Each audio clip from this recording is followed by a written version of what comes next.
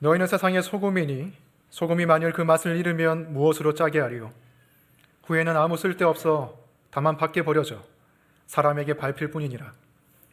너희는 세상의 빛이라. 산 위에 있는 동네가 숨겨지지 못할 것이요 사람이 등불을 켜서 말 아래에 두지 아니하고 등경 위에 두나니 이러므로 집안 모든 사람에게 비치느니라.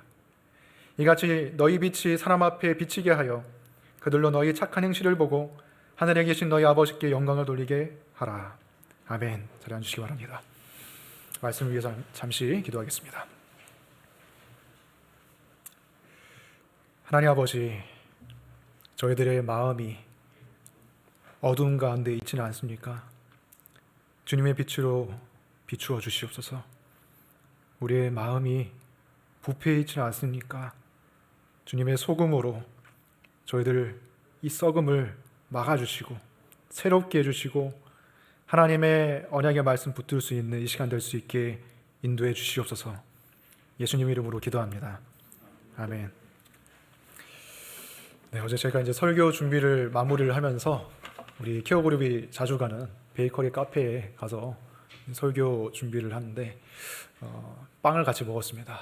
빵을 먹는데 커피도 마시고 그 빵 이름이 소금빵이에요. 소금빵. 네. 빵 이름이 웃기신가요? 네, 빵 이름은 소금빵인데 소금 버터빵이에요. 정확히 말하면 그 버터를 발라서 이제 빵을 구웠고요. 거기에다가 굵은 소금을 뿌린 거예요.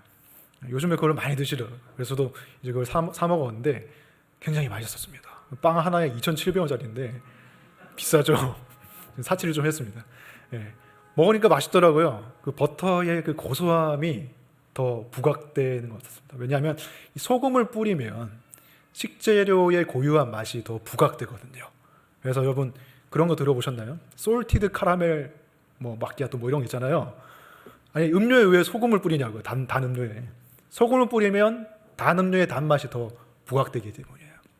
아무튼 소금이 굉장히 중요한 역할을 하고 여러분들이 오늘 음식을 드시고 오셨으면 아마 거기에 소금 간이 돼 있었을 것입니다. 소금이 굉장히 우리의 생활에 필수적이고요. 빛도 그렇죠. 빛도 두말할 나위 없이 우리의 삶 가운데 아주 필수적입니다. 여기에 빛이 없으면 이 PPT도 안 나오고 그리고 여기에 전등도 다 사라지면 우리 예배를 드리기가 어렵겠죠. 그렇게 소금과 빛은 우리의 삶에 필수적이고 우리의 삶에 큰 영향을 끼치는데 그래서 예수님께서 우리를 향해서 너희는 세상의 소금이다, 빛이다 말씀하신 것은 우리가 세상 속에서 가지는 영향력에 대한 것입니다. 지난 시간에 팔복은 그리스도인의 성품, 자세, 영적인 태도 이런 것을 뜻한다면 소금과 빛은 우리가 세상에서 끼치는 영향력에 관한 것이죠. 그래서 먼저 13절을 보시면 예수님께서 너희는 세상의 소금이니라고 말씀하십니다. 소금의 역할은 크게 두 가지인데 제가 앞서 말한 것처럼 조미료의 역할을 하고요. 짠맛을 내고 맛을 부각시키는 역할을 하는데 더 중요한 것은 음식의 부패를 방지하는 것입니다. 왜냐하면 음식의 부패를 방지하지 못하고 음식이 썩어버리면 아무리 그 음식이 맛있다 한들 먹을 수가 없기 때문이죠. 특히 당시 1세기에 예수님 시대에 냉장고가 없었습니다. 지금처럼 냉장고가 없기 때문에 음식을 보관하려면 어떤 방법을 썼냐. 특히 고기 같은 귀하잖아요. 고기가 금방 썩으면 얼마나 아깝겠어요. 그래서 고기를 소금에 절여가지고 보관을 했단 말이죠. 그리고 야채 같은 것도 채소도 오랫동안 먹기 위해서는 소금에 절여서 피클을 만들어서 먹었습니다. 김치도 그런 것과 비슷한 것이죠.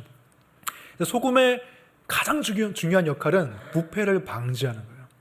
썩음을 방지하는 것입니다. 소금의 뜻을 우리가 좀 더 구체적으로 볼 필요가 있는데요. 마태복음 5장 전체는 여러분들이 살펴보시면 예수님이 구약 성경을 많이 인용을 하신 것을 알 수가 있습니다. 그래서 그 구약 성경의 율법의 뜻을 더 정확하게 풀어서 설명하시는 문맥 가운데 있습니다.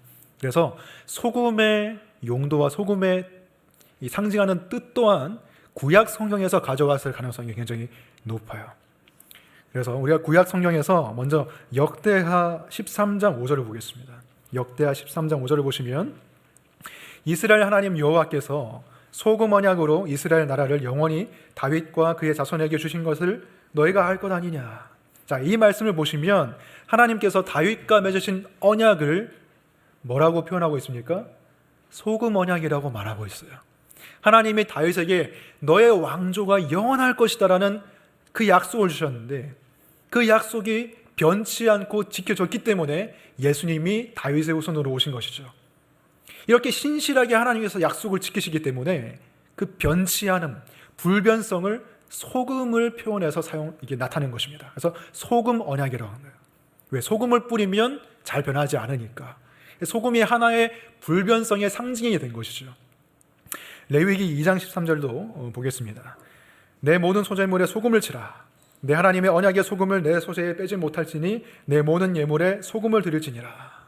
자, 하나님께 예물을 바칠 때, 제물을 바칠 때 거기에다가 소금을 치라고 말해요. 이것은 하나님이 싱거운 걸 싫어하시기 때문이 아니라 그 제물이 하나님의 언약 관계 속에 있음을 나타내기 때문이에요.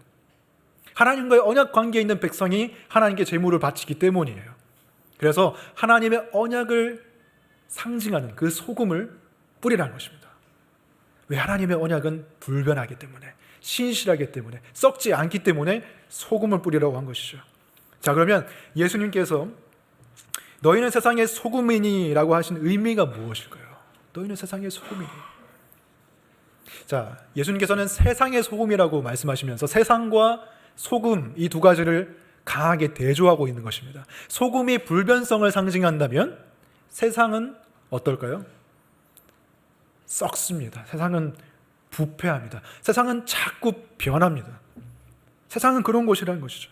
왜냐하면 이 사회를 구성하고 있는 개개인, 인간의 본성이 부패하고 타락했고 썩어가고 있기 때문입니다. 그러한 예를 너무나 많이 볼 수 있습니다. 아무리 좋은 취지로 시작한 단체나 조직이나 어떤 프로그램이라 할지라도 나중에는 변질되는 경우가 굉장히 많아요. 개인적으로 선한 결심을 했을 때도 그 선한 결심이 변질되는 경우가 굉장히 많죠. 여러분이 새해 결심한 것 변질되지 않고 잘 지키고 있습니까? 네, 그럼 자신 있게 말할 수 있는 분은 많지는 않을 거예요. 제가 다닌 고등학교에서 무감독 시험을 치렀습니다. 그 원칙이 무감독 시험이었어요. 왜냐하면 선생님들이 학생의 양심을 믿어주고 학생의 정직함을 믿어주면 학생들이 거기에 반응해서 정직하게 시험을 컨닝을 하지 않고 볼 것이다. 이런 취지로 만들어진 것이었는데 무감독 시험을 했을 때 어떤 일이 일어났을까요? 정말로 모든 학생들이 양심적으로 시험을 쳤을까요? 그렇지 않습니다. 그렇지 않아요. 누군가는 컨닝을 했습니다. 제가 그걸 봤거든요. 제가 했다는 게 아니고 이렇게 옷소매 같은 데 안 보이는데 숨기기도 하고 컨닝 페이퍼를 다양한 방법이 있잖아요. 반창고에 이렇게 필기하고 그런 다양한 방법들로 컨닝을 했단 말이죠. 왜냐하면 아무리 어린 나이지만 고등학생이지만 그 양심이 부패했기 때문입니다. 좋은 취지로 무감독 시험을 했지만 그것이 썩어졌다는 것입니다. 악한 결과를 낳았다는 것이죠. 뉴스에서 그런 거 자주 볼 수 있지 않습니까? 불의웃을 위해서 모금한 그 돈을 어떤 단체가 횡령을 한다든지 그러한 일이 일어나고요.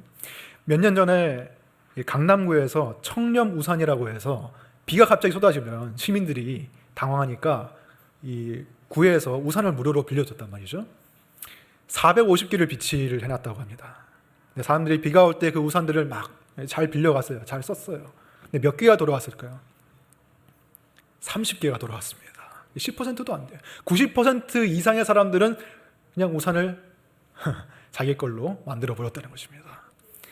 그래서 그것을 이 반면교사로 삼아서 은평구에서 또 청렴우산이라는 제도를 다시 시행을 했는데 그때는 빌려갈 때 이름과 전화번호를 적게 했어요. 그래서 우산을 반납을 하지 않는 사람들은 공무원들이 전화를 해가지고 우산을 반납하라고 이렇게 조치를 취한 거죠.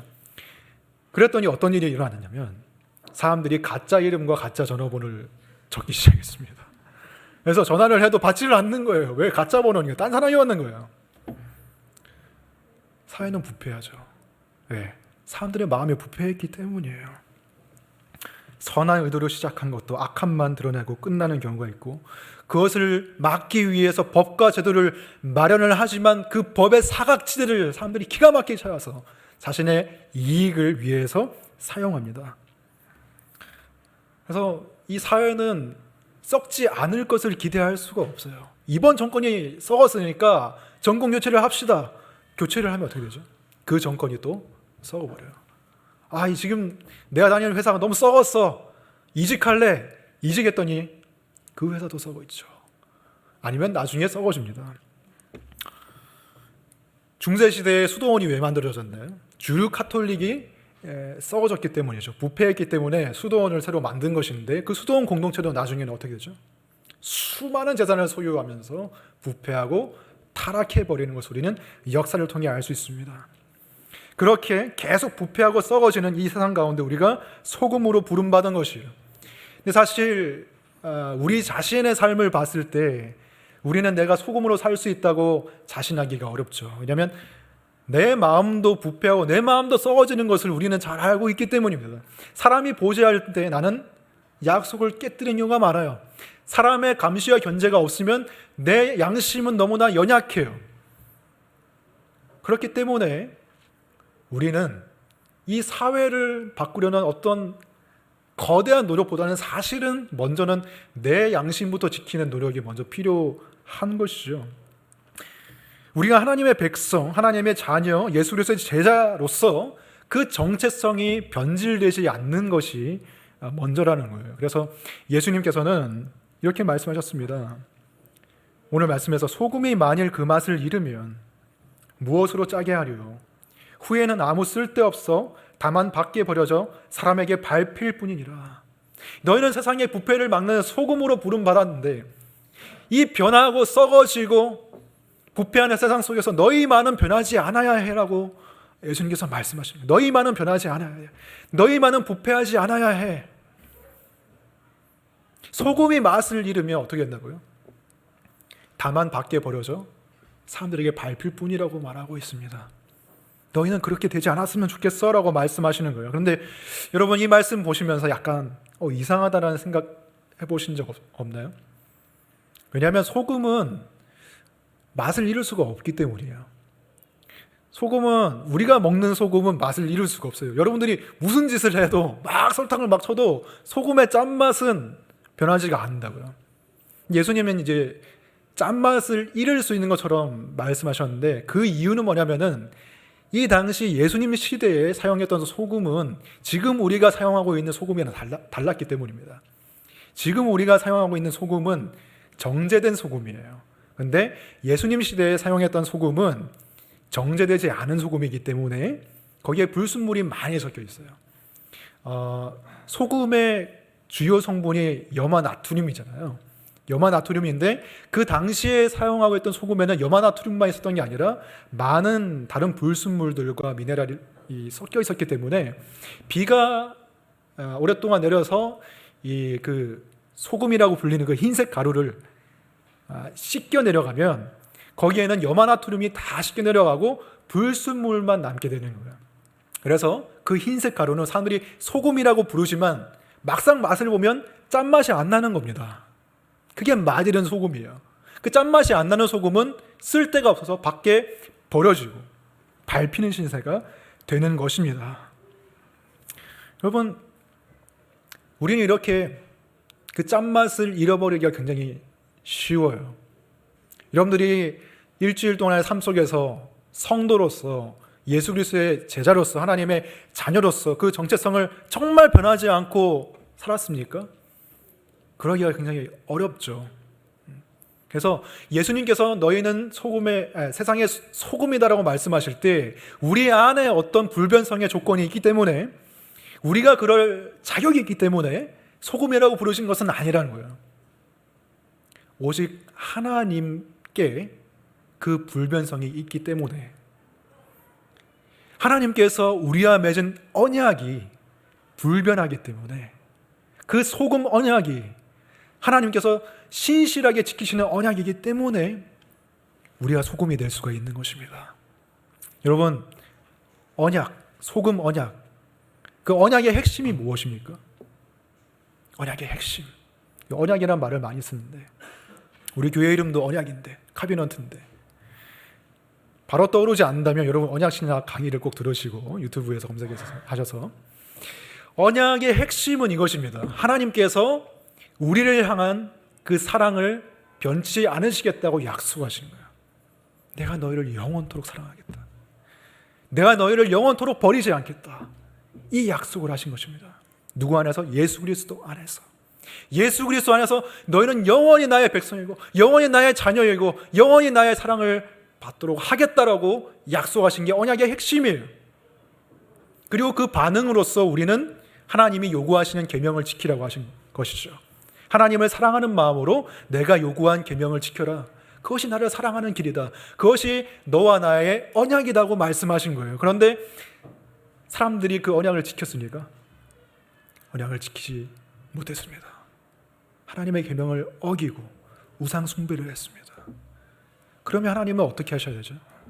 하나님의 공의와 하나님의 거룩한 그 성품에 따르면 사람들을 어떻게 대해야 되냐고요? 맛을 잃으면 소금을 어떻게 한다고요? 다만 밖에 버려져 밟힐 뿐이니라. 하나님의 언약을 어긴 백성에게 마땅히 주어져야 되는 대가는 무엇입니까? 맛을 잃은 소금이 마땅히 받아야 될 대가는 무엇입니까? 버려지는 거죠. 밟히는 것입니다.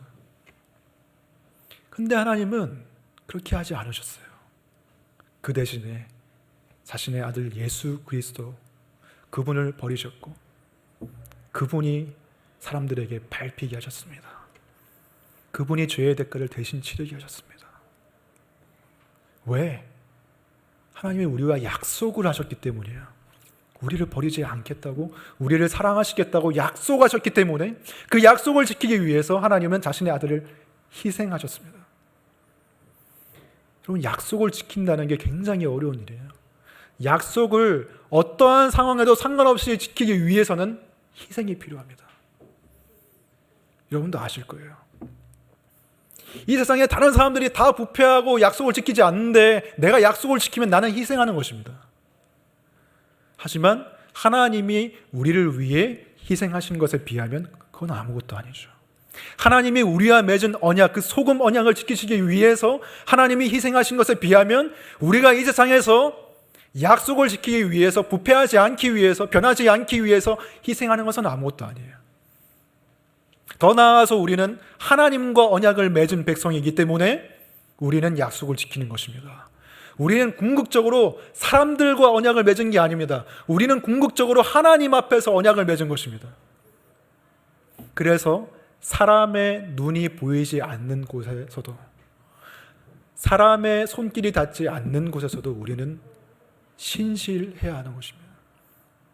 왜? 하나님이 먼저 우리에게 약속을 지켜주셨고 우리는 궁극적으로 하나님을 바라보고 사는 사람들이기 때문에 사람의 감시와 견제가 없더라도 크리스천이라면 하나님과의 약속을 생각하면서 변치 않는 정직함과 신실함을 가져야 된다는 것이죠. 우리 안에 불변성이 있기 때문이 아닙니다. 하나님이 먼저 우리에게 그 불변하는 약속을 지키셨기 때문이에요. 그것을 생각하고 그것을 지키며 살아가는 것이 세상의 소금으로서 살아가는 길이에요. 이제 빛에 대해서 살펴보겠습니다. 14절에서 예수님께서는 너희는 세상의 빛이라고 말씀하셨습니다. 이 말씀을 들을 때, 저는 이 말씀을 읽을 때 굉장한 부담감을 느꼈습니다.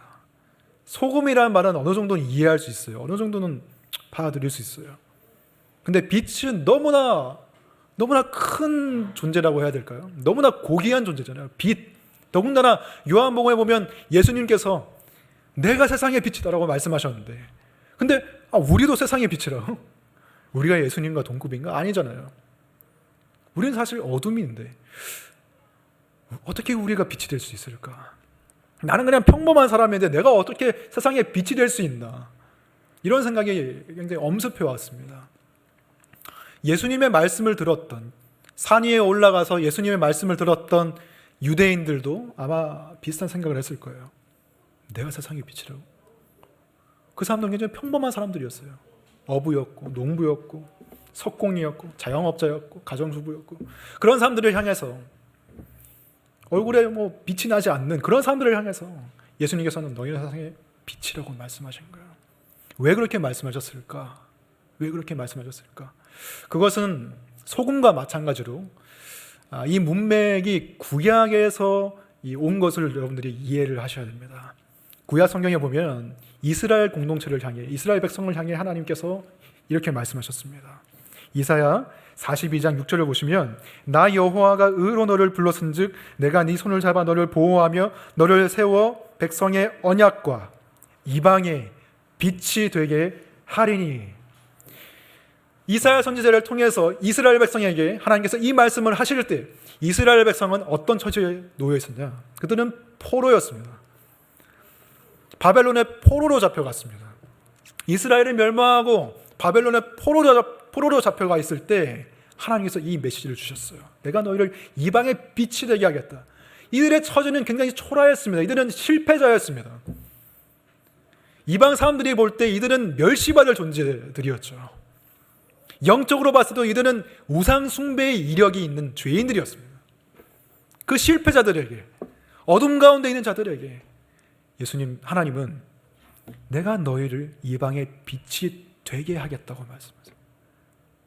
너희가 어떤 자격이 있어서가 아니라 내가 그렇게 만들어주겠다. 내가 너희를 그렇게 만들어주겠다고 말씀하시는 거예요.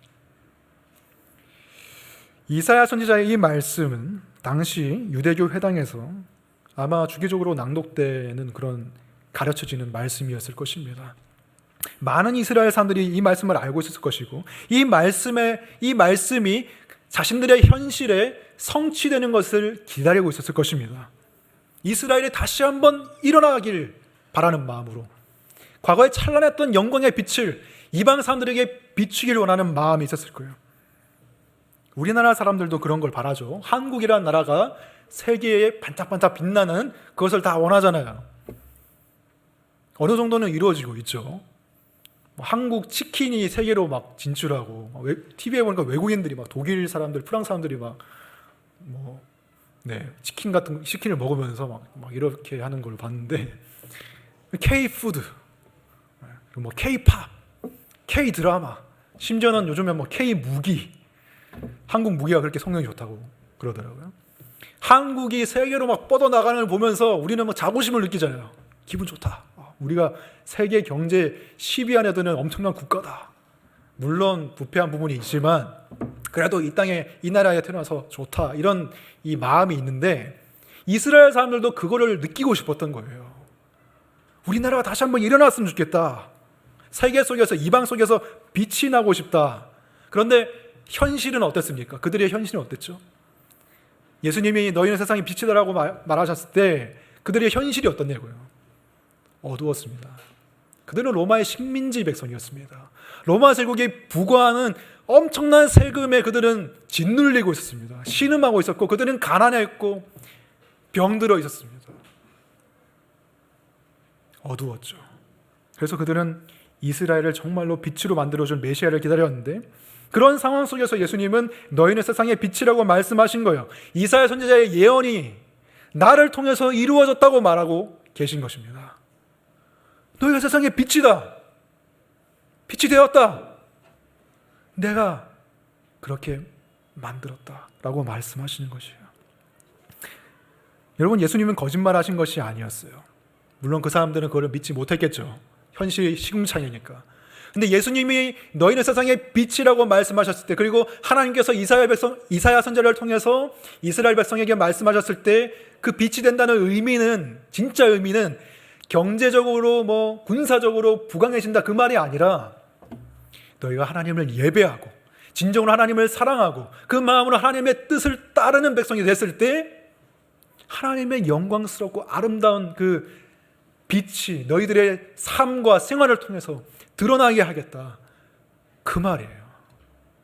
하나님의 계명을 지키는 사람들의 삶이 얼마나 아름다운가 그 빛을 보이게 하겠다는 말씀이었습니다. 그것이 이방의 빛, 세상의 빛이 된다는 말씀인데 그런 의미에서 여러분, 세상은 어둠이죠. 세상은 어둠입니다. 세상은 하나님을 사랑하지 않아요. 관심이 없습니다. 하나님을 예배하지 않습니다. 우상을 숭배합니다. 그 가운데 우리는 어둠 가운데 빛이 비치듯이 구별된 삶을 살아야 한다는 것이죠. 어둠과 빛은 명확하게 구별이 됩니다. 여러분, 그리스도인이 세상 속에서 세상 사람들과 명확하게 구분되는 점이 무엇이죠? 여러분들은 어떤 점에서 세상 사람들과 명확하게 구별이 되고 있습니까? 정직함인가요? 크리스천들이 세상 사람들보다 더 정직한가요? 과거에는 그런 말들이 있었습니다. 그리스도인은 정직하다. 하지만 지금은 그렇지는 않죠. 세상 사람들이 더 정직한 경우가 있습니다. 그럼 여러분, 친절함인가요? 친절함이 그 구별점인가요? 그리스도인은 친절하다. 물론 여러분, 저도 식당 같은 데서 친절한 서비스를 받으면 이 식당 사장님이 크리스천인가? 이런 생각을 하게 돼요. 그래서 교회 달력 걸려있나? 이런 거 살펴보고, 근데 달마도 걸려있고 이러면 이제 좀 실망이 되죠. 근데 친절한 거예요. 교회에서 만난 사람들보다 더 친절해요. 물론 서비스 차원에서 그렇게 한 것도 있지만, 친절함도 명확한 구별점은 아니라는 거예요. 세상 사람들도 도덕적이고 착하게 살고 자기 나름대로 선하게 살려고 노력해요. 크리스천들보다 더 도덕성이 뛰어난 사람들도 있어요. 우리는 그 사실에 대해서 너무 안 잊고 할 필요는 없습니다. 저 사람은 겉으로는 친절해 보이지만 속으로는 아닐 거야. 이런 식으로. 아니면 어차피 저 사람은 천국 못 가잖아. 이런 식으로 생각할 필요가 없다는 거예요. 왜 그렇습니까? 왜냐하면 하나님이 애초에 우리를 구원하실 때 우리의 친절함과 우리의 정직함과 우리의 도덕성과 우리의 착함 때문에, 우리의 어떠함 때문에 우리를 구원하신 것이 아니기 때문이에요. 너희가 친절하면, 너희가 정직하면, 너희가 도덕적으로 탁월하면 내가 구원해 주겠다? 이게 아니었어요. 하나님은 그냥 은혜로 우리를 구원하셨어요. 그리스도 예수 안에서. 그게 복음이죠. 그 복음을 믿는 것이 세상과 기독교의 명확한 차이점입니다. 왜? 세상은 율법주의거든요. 세상은 모든 것을 사람들의 행위에 기초해서 판단하죠. 네가 어떻게 행하냐에 따라서 나는 너를 이런 저런 식으로 대우해 줄 거야 라고 말합니다. 하지만 복음은 무엇입니까? 너의 행위에 상관없이 나는 너를 사랑한다. 이게 하나님이 우리에게 주신 복음이에요. 복음이야말로 세상과 우리를 구별짓는 가장 강력한 차이점이에요. 복음은 세상의 모든 종교와 다른 말을 하는 것입니다. 세상의 모든 종교는 이렇게 말하죠. 너희가 착하게 살면 구원받을 것이다. 착한 일을 행하면 천국에 갈 것이다. 하지만 복음은 너희는 구원받았다. 너희는 이미 천국 백성이다. 그러니 착하게 살아라고 말하죠. 불교는 수행을 열심히 하면 그들이 원하는 구원인 열반에 이른다고 말하고, 힌두교는 카스트 제도에 맞게, 그 덕목에 맞게 충실히 살면 다음 생애의 윤회의 삶에서 더 좋은 삶으로 태어날 것이라고 말하고, 이슬람은 신에게 절대적으로 복종하는 만큼 잘 복종하면 천국에 간다고 가르치죠. 하지만 기독교는 아닙니다. 우리의 행위가 아니라 우리를 위한 예수님의 행위 때문에 우리는 구원받는 것이죠. 모든 종교와 기독교는 다른 것입니다. 근데 여러분, 종교만이 아니라 다른 영역에서 세상은 모두 사실 율법주의의 시스템 아래에서 돌아갑니다. 세상은 우리가 어떻게 하느냐에 따라서, 우리의 어떠함에 따라서 우리를 평가하고 우리를 대하죠. 그게 율법주의입니다. 가장 대표적으로 이제 직장이 그래요. 직장. 회사를 위해서 열심히 일하고 회사의 이윤 창출에 기여하는 사람에게는 월급도 많이 주고 명예도 주어지고 권력도 주어집니다. 하지만 그 반대인 사람에게는 압박과 위협이 가해지죠. 지금 너의 성과를 봐라. 내가 너를 데리고 있어야 되는 이유가 무엇이냐. 이런 말을 듣기가 딱 좋단 말입니다. 직장 생활의 모든 것이 자신의 행위와 어떠함에 달려있다는 것이에요. 근데 안타까운 것은 직장만이 아니라 한 사람을 따뜻하게 받아주고 한 사람의 어떻게 보면 유일한 안식처가 되어야 하는 가정마저도 율법주의의 시스템 아래 돌아간다는 것입니다. 부모는 자식에게 무조건적인 사랑을 쏟아야 된다고 말을 하지만 실제로는 그렇지 않아요. 자식이 내가 기대하는 만큼 행동해 주지 않고 기대하는 만큼 성적을 못 내거나 내가 기대하는 만큼 학교에 들어가지 못하면 부모의 사랑이 달라지는 것이 현실이에요. 반대도 마찬가지고요. 배우자의 관계도 마찬가지죠. 나의 배우자가 돈을 많이 벌어오거나 나에게 잘해주면 나는 그에 맞게 합당하게 대우해 주지만 그렇지 않으면 마음이 싸늘하게 식어지고 나의 행동도 쌀쌀맞게 되는 거예요. 그게 다 율법주의입니다. 너의 행위에 따라서 내가 똑같이 갚아주겠다는 거. Give and take. 주는 만큼 받는 거예요. 받는 만큼 주는 거. 여러분, 근데 복음은 무엇이죠? 복음은 내가 하나님께 드린 것이 전혀 없는데도 불구하고 하나님께서 나에게 모든 것을 주셨다는 것이 복음입니다. 우리는 어둠이에요. 우리는 어둠입니다. 우리는 빛이 아니에요. 빛이신 하나님께 우리는 가까이 갈 수도 없는 존재입니다. 우리는 어둠입니다. 우리가 행하는 모든 것이 어둠 가운데 있습니다. 그런 죄인들이 받아야 할, 하나님께 받아야 할 마땅한 대우가 무엇이죠? 복음서를 보면 여러 군데 이런 표현들이 있습니다. 바깥 어두운 데 쫓겨나 슬피 울며 이를 갈미 있으리라. 하나님의 뜻대로 행하지 않는 자들은 본래 받아야 할 형벌은 바깥 어두운 데 쫓겨나 영원토록 슬피 울며 이를 가는 것이에요. 그런데 하나님께서 우리에게 그렇게 행하지 않으셨습니다. 우리가 행한 대로 갚아주지 않으셨습니다. 하나님께서는 도리어 자신의 아들에게 그 진노를 퍼부으셨죠.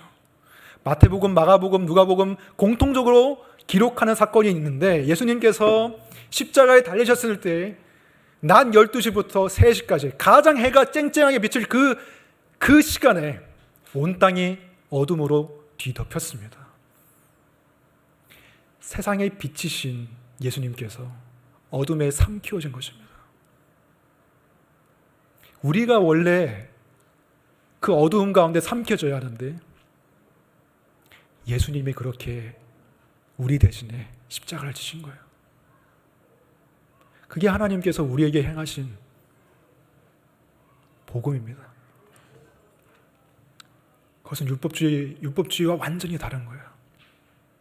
우리의 어떠함과 우리의 행위에 따라서가 아니라 하나님은 예수 그리스도 그분이 행하신 것에 의해서 우리를 평가하십니다. 예수 그리스도가 행하신 모든 것은 빛나는 의로움입니다. 빛나는 탁월함입니다. 그 빛나는 모든 의로움을 우리에게 주셨어요. 그래서 우리가 빛이라고 불릴 수가 있는 거예요. 우리가 빛이라고 불릴 수 있는 유일한 이유는 예수 그리스도 때문입니다.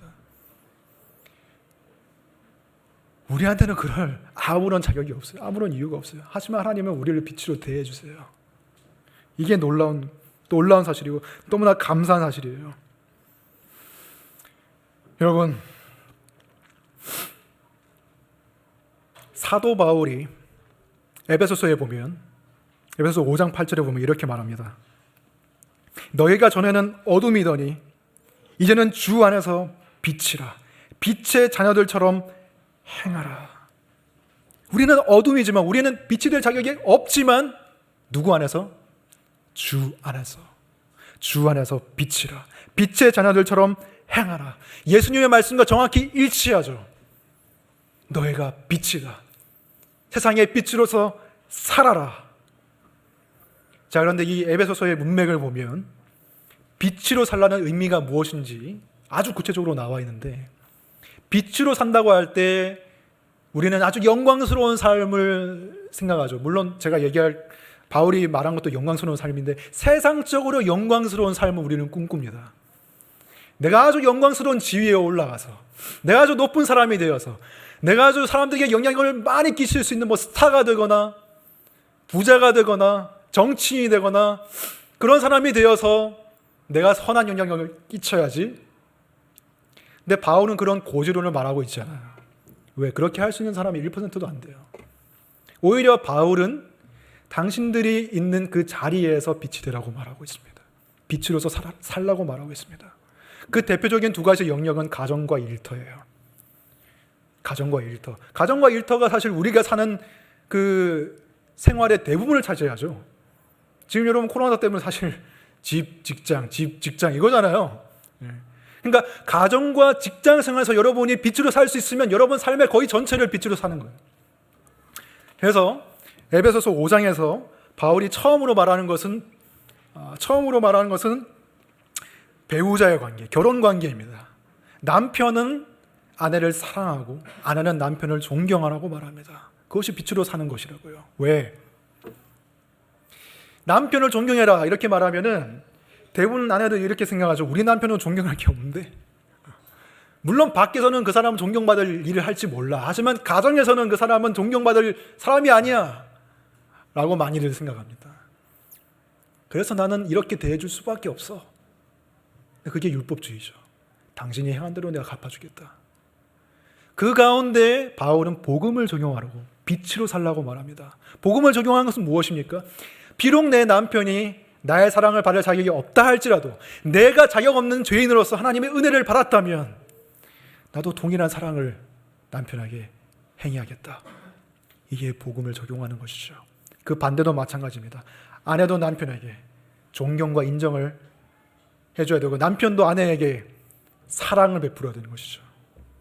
그럴 자격이 안 보인다 할지라도 내가 자격 없는 죄인으로서 은혜를 받았기 때문에. 그 다음으로 바울은 부모와 자식 간의 관계를 말합니다. 이거 똑같은 거예요. 동일한 원리가 적용됩니다.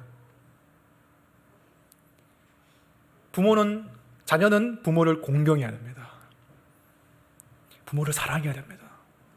내 부모가 내 사랑과 공경을 받기에 합당하지 않은 자격 없는 존재로 느껴진다 할지라도 부모를 사랑해야 됩니다. 왜? 내가 그런 사랑을 받았으니까. 자녀를 향한 부모의 사랑도 마찬가지입니다. 자녀를 노엽게 하지 말라라고 나와 있습니다. 에베소서를 보면 자녀를 노엽게 하지 말라. 노엽게 하지 말라는 것은 쉽게 말하면 자녀에게 상처를 주지 말라는 것입니다. 무엇을 통해서? 자녀에게 공포심과 수치를 심어주는 것을 통해서 자녀를 상처 주지 말라는 것이에요. 왜냐하면 공포심, 두려움, 수치 이것을 유발시켜서 사람의 행동을 컨트롤하고 변화시키려고 하는 것은 율법주의의 대표적인 수단이기 때문입니다. 율법주의가 말하는 것은 무엇입니까? 당신이 하나님의 뜻대로 살지 않으면 하나님이 당신을 좋아하지 않을 것이고 하나님은 그 결과로 당신에게 끔찍한 재앙을 내릴 것이다. 이게 율법주의예요. 사람에게 공포심을 심어주죠. 하나님의 성품을 오해하게 만들죠. 자녀를 변화시키려고 할 때 많은 사람들이 쉽게 사용할 수 있는 게 율법주의의 수단입니다. 자녀에게 두려움을 심어주는 거예요. 내가 똑바로 행동하지 않으면 부모님이 나를 싫어할지 몰라. 이 두려움, 이것이 자녀에게 노여움을 만드는 것입니다. 상처가 쌓이는 것입니다. 그렇게 하지 말라는 거예요. 복음으로 대하라는 것이에요. 자녀가 사랑으로 변화될 수 있게 궁극적으로. 물론 잘못한 것은 바로 잡아줘야겠지만 나의 부모님이 나를 싫어할지도 몰라라는 생각이 들지 않게 하라는 것입니다. 왜? 하나님이 우리에게 그런 사랑을 주셨기 때문이죠. 여러분, 가정 안에서 율법주의를 복음으로 바꿔야 됩니다. 근데 바울은 놀랍게도 그것을 직장 안에서도 행하라고 말하고 있어요. 굉장히 충격적인 사실입니다. 직장은 사실 율법주의의 끝판왕입니다. 직장에서는 율법주의가 당연한 것입니다. 내가 어떻게 행하느냐에 따라서 나에 대한 평가와 인사고과 월급이 달라지기, 그게 당연한 거예요. 그런데 사도 바울은 이렇게 말하죠. 사도 바울은 이 시대에 어떻게 보면 이 회사원으로 비견될 수 있는 종들에게 말합니다. 육체의 상전에게 순종하기를 그리스도께 순종하듯 하라. 상사에게 순종하기를 그리스도에게 순종하듯 하라. 이게 말이 됩니까? 상사가 그리스도입니까? 여러분의 상사가 그리스도만큼 인격이 훌륭합니까? 여러분의 상사가 그리스도처럼 여러분을 사랑해 줍니까? 인정해 줍니까?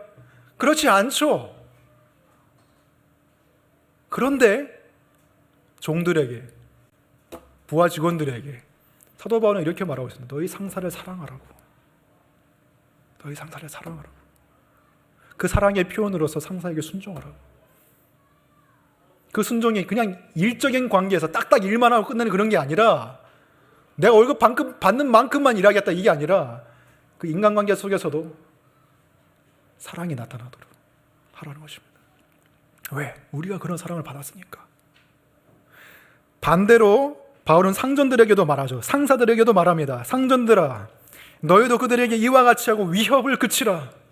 이것은 상사로서 가지고 있는 권력과 자기 지위를 이용해서 부하 직원들에게 위협을 그치라. 위협하지 말라는 거예요. 근데 위협이 사실 회사에서는 가장 중요한 수단이죠. 당신이 똑바로 행동하지 않으면 당신은 그에 따른 보응을 받게 될 것입니다. 승진이 안 되든지 인사고과가 아주 이상하게 나오든지 그렇게 될 것입니다. 또는 더 모욕적인 말들을 상사에게 들을 수가 있어요. 그 모든 것이 위협입니다. 당신이 똑바로 하지 않으면 우리 회사는 당신을 싫어할 거예요. 당신을 버릴 거예요. 사실 이게 당연한 것이지만 이 세상에서는 사도 바울은 그 당연한 것조차도 바꾸라고 말해요. 여러분이 직장의 상사가 된다면 그렇게 하지 말라는 거예요. 부하 직원을 변화시키기 위해서 위협하고 협박하지 말라는 것입니다. 왜냐하면 그것은 율법주의이기 때문입니다. 여러분들이 하나님께 받은 것은 그것이 아니기 때문입니다. 대신 정말 그 부하 직원이 잘 될 수 있게 그 사람이 맡은 일의 중요성에 대해서 알려주고 그 일을 통해서 당신은 이렇게 발전될 수 있다는 것을 진심으로 알려주고 정말 그 사람을 사랑하는 마음으로 대해주라는 거예요. 여러분, 물론 여러분들이 실제 삶 속의 많은 관계들, 가정과 직장에서 관계들은 이렇게 단순하지는 않을 겁니다. 굉장히 복잡할 것이고 이거를 정말로 적용하려고 하면 굉장한 난관들이 따를 것입니다. 희생해야 할 것입니다. 예수님처럼. 그리고 우리 마음은 이 복음을 적용하기 싫어합니다. 내가 왜 이렇게 살아야 되지? 굳이 내가 이렇게 살아야 돼? 사람들 다 율법주의적으로 사는데 나만 손해보잖아. 나만 바보 같잖아. 근데 그렇게 살라고 말하는 거예요. 왜? 우리가 그런 사랑을 받았으니까. 그 간극 속에서 이상과 현실 사이에서 우리는 심령이 가난해지고 기도가 나오는 것입니다. 이것을 열심히 실천하려고 노력하지 않은 사람은 이런 기도도 안 나와요. 그냥 세상과 똑같이 살아가면 간절한 기도도 안 나옵니다. 그런데 정말 다르게 살아보겠다, 내가 소금과 빛으로 살아보겠다, 애쓰는 만큼 여러분의 기도는 간절해지고 진실해집니다. 그 분투를 통해서 우리는 빛으로 살아가게 되는 것입니다.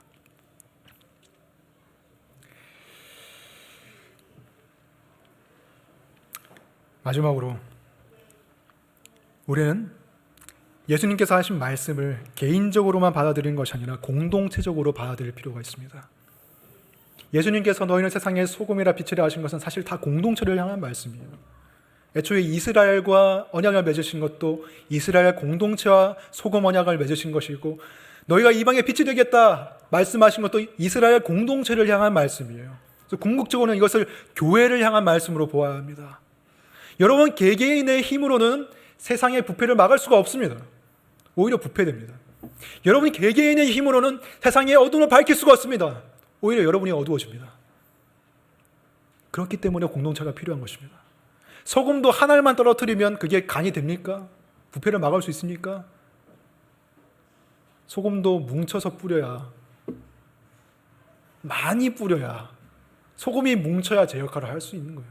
빛도 마찬가지입니다. 이 예배당을 촛불 하나로 밝힐 수 있습니까? 못 밝혀요. 촛불이 여러 개 모여야 됩니다. 그게 공동체입니다.